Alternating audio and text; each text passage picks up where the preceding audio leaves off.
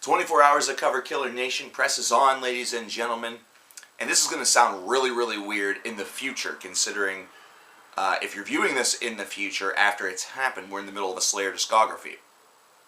But that's not how these videos were made. This video that you're about to see was made first because of the stream that happened on 24 Hours of Cover Killer Nation back in the latter portions of June. And in that stream, that first stream that occurred on June the 30th of 2015, I asked everybody what their favorite Slayer album was, or the one in which they wanted me to talk about.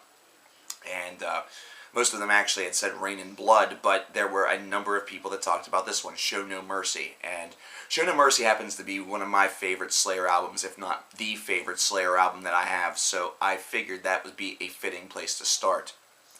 So it's 1983, roughly, whenever this is released, and so why is this my favorite? Is it because I'm this stick-in-the-mud asshole that thinks that all the stuff from the first part of their career is great and the latter part is garbage? Some actually would have a pretty good argument with that, but no, that's not the reason why. I think it's more so what Show No Mercy represents and what it represented at the time. See, in 1983, thrash metal was something that was just starting to really explode onto the scene, and Slayer was one of the first bands, one of the first purveyors to really execute it with this amount of chaos. And this was something that really took a lot of people by surprise, because it's not something that is clean, it's not something that is necessarily all of that pleasurable on the ears at times. This is just absolute 100% unbridled mayhem. And that's what makes this album work so goddamn well. Show No Mercy is an album that showcases beautifully the fact that everything does not have to be picture perfect and clean in order for an album to be good. Thrash metal represented that chaotic overdrive, and Show No Mercy, from the very first couple of notes of Evil Has No Boundaries, executed that with brilliance. Principally because it was it was at a torrid pace that was, at the time, really seemed kind of unimaginable. I mean, we had heard at that stage of time some individuals really thrash pretty quickly on their guitars and spin some pretty wild and quick riffs, but to hear this kind of tightness within a band, even though it was actually semi-dirty and not necessarily perfect and beautiful and perky, this was wild and crazy. This was out of fucking control.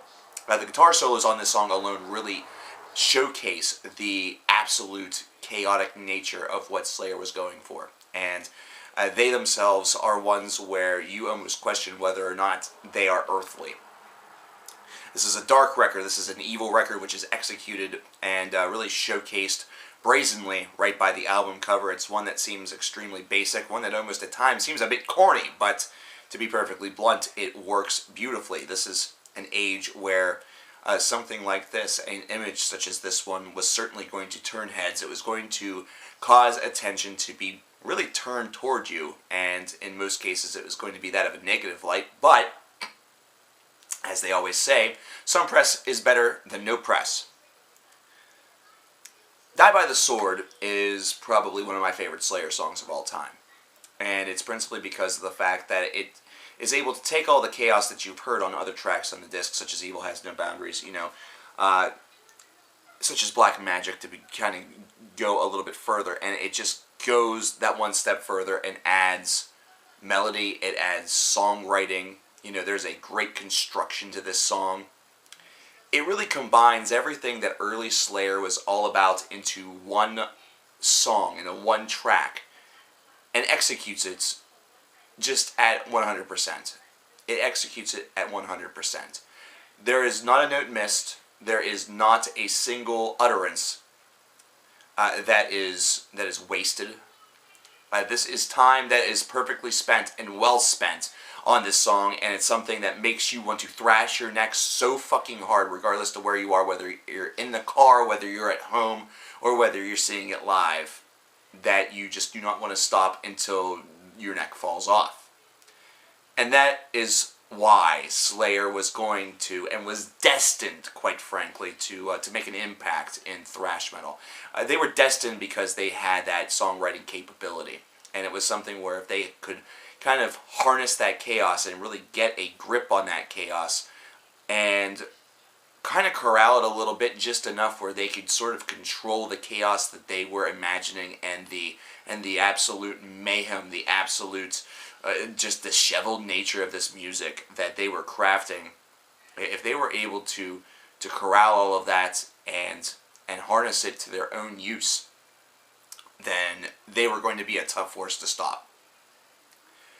I think out of the big four, it's pretty safe to say that Slayer was the fastest band. The band that shredded the fastest in their earliest version. And I think that's something that goes a little bit without saying. There are some tracks from Metallica that are up there. There are some shredders from Megadeth that are up there, but nothing compares to some of the stuff that you hear on Show No Mercy and some of the stuff that would later be heard on other albums such as Hell Awaits or eventually Rain and Blood.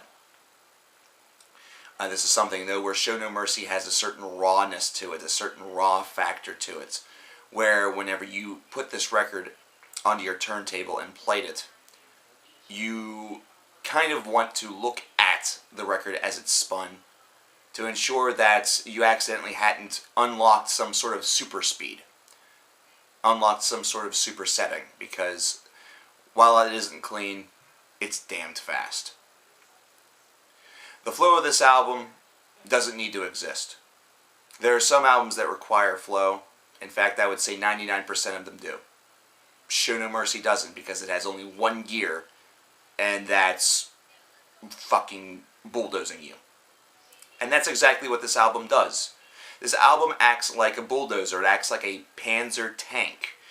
It acts like a steamroller that just absolutely rolls over you, but this steamroller, for some strange reason, has rocket boosters, causing it to go 387 miles per hour, which means that by the time you see it in the horizon, it's too late. These riffs absolutely pummel you. The bass and the drum absolutely magnify that 100,000%. The vocals really represent... It represents to me what a cocaine high would feel like at a thrash metal show. And then all of a sudden, in the midst of all of this, some genius decides, hey, you're on cocaine, have some PCP. It'll be fun, I guarantee it. And then some dickhole from the future goes back in time and gives you some crystal meth. And, fuck it. Why not some Adderall as well? Let's just get the pantheon of super speeds within the system, within the body, within the mind of a listener. And there you have it. Show No Mercy is probably one of the most blunt and correct album titles to ever be kind of in existence.